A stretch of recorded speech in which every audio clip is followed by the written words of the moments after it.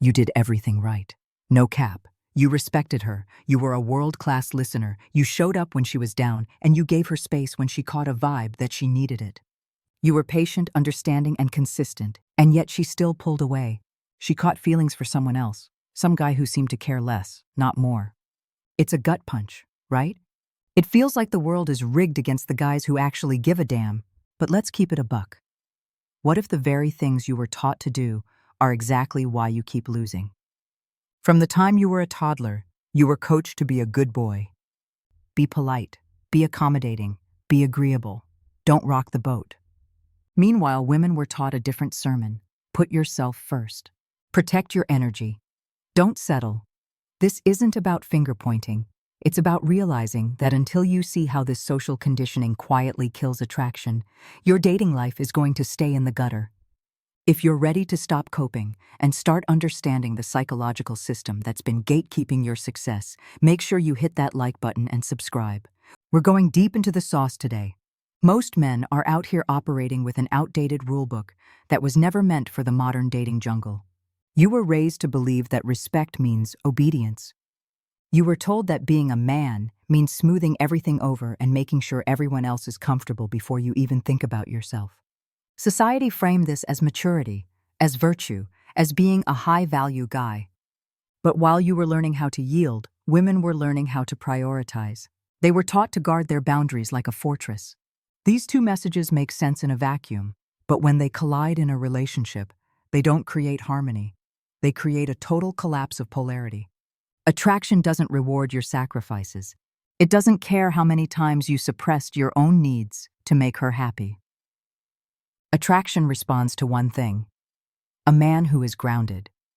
When one side is trained to fold and the other is trained to hold, something vital breaks.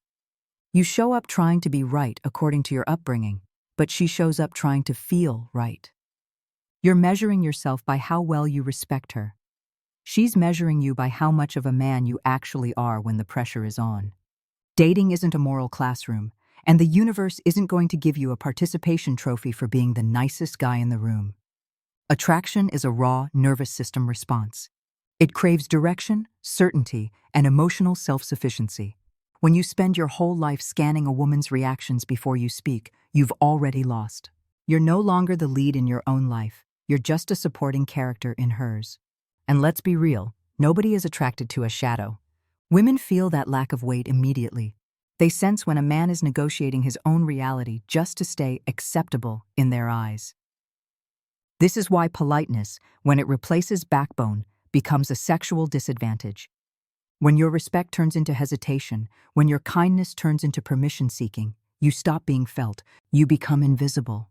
You think if you just respect harder, listen more, adjust more, explain more, that the spark will come back. But effort doesn't build desire. Presence does. A man who is rooted in himself doesn't need to manage her emotions. He shows up as he is and lets the connection respond to that truth. Here's the part that really messes with people's heads.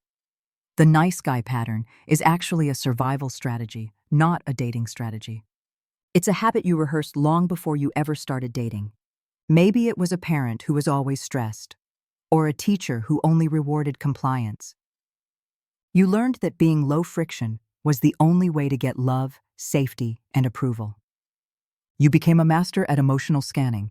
You check the room before you speak. You soften your opinions mid-sentence if you see a frown. You feel responsible for how everyone else feels around you. But in adulthood, this skill is a curse. It makes you a good boy, but it makes you a replaceable man. You learned that being loved meant being invisible. But attraction requires you to be seen.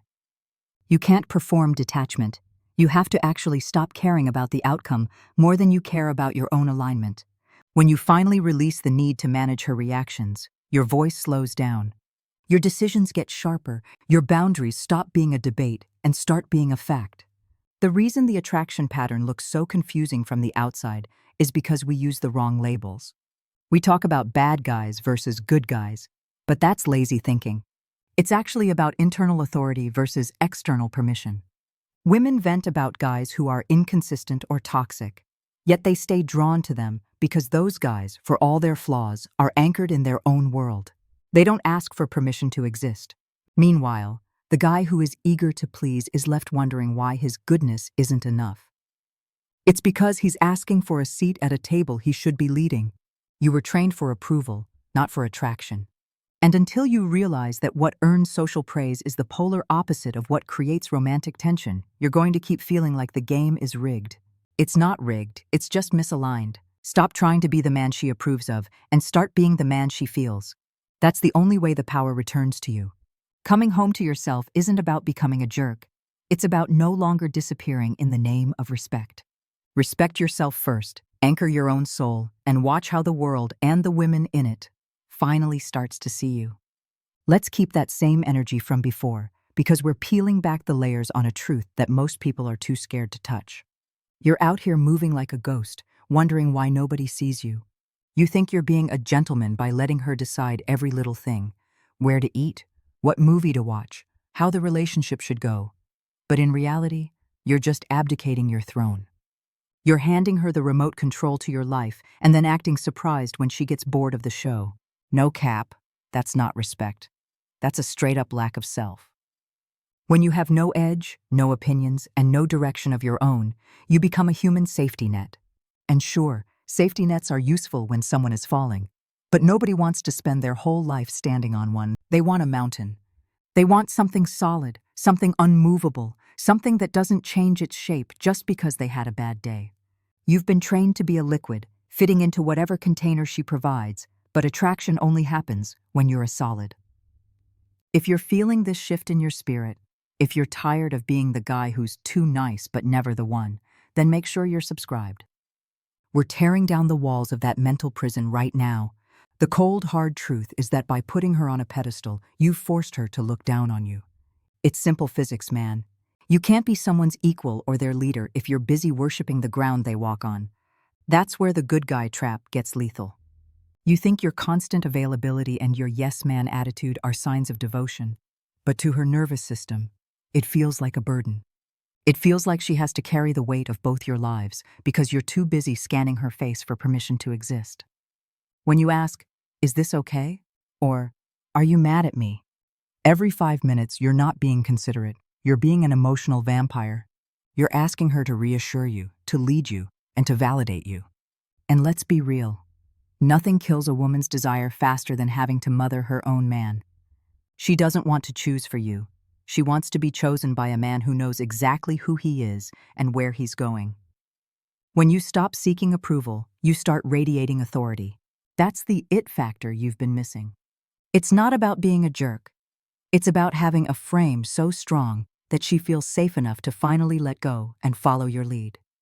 Think about the guys who get all the attention, the ones you've been taught to call toxic. Why are they winning? It's not because they're mean. It's because they're the main characters of their own stories. They have a life, a mission, and a set of standards that they won't break for anyone. They don't move for her, she moves for them. That's the polarity that creates a spark.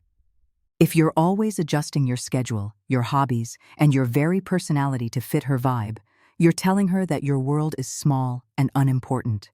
You're telling her that she is the only thing of value in your life.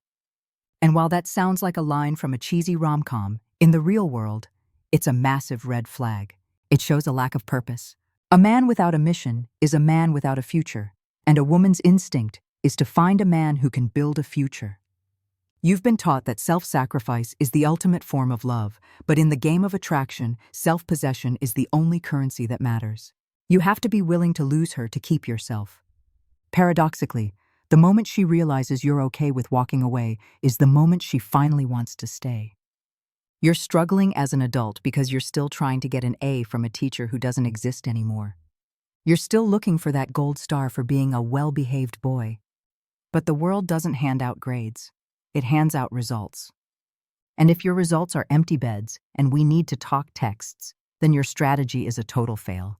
It's time to stop being a choice and start being a destination. You need to reclaim your internal authority. That means making decisions without asking for an opinion first. That means standing 10 toes down on your boundaries, even if it makes her uncomfortable for a minute. That means having a life that is so fire and so fulfilling that a woman feels lucky just to be a part of it. You've spent your whole life being considerate of everyone else's feelings while your own soul was starving for leadership. This shift is going to feel aggressive at first because you're so used to being a doormat, but it's actually the most loving thing you can do. By being a man of substance, you give her the gift of a man she can actually respect. At the end of the day, this isn't about gaming women or learning some manipulative tricks. This is about a deep-seated spiritual homecoming.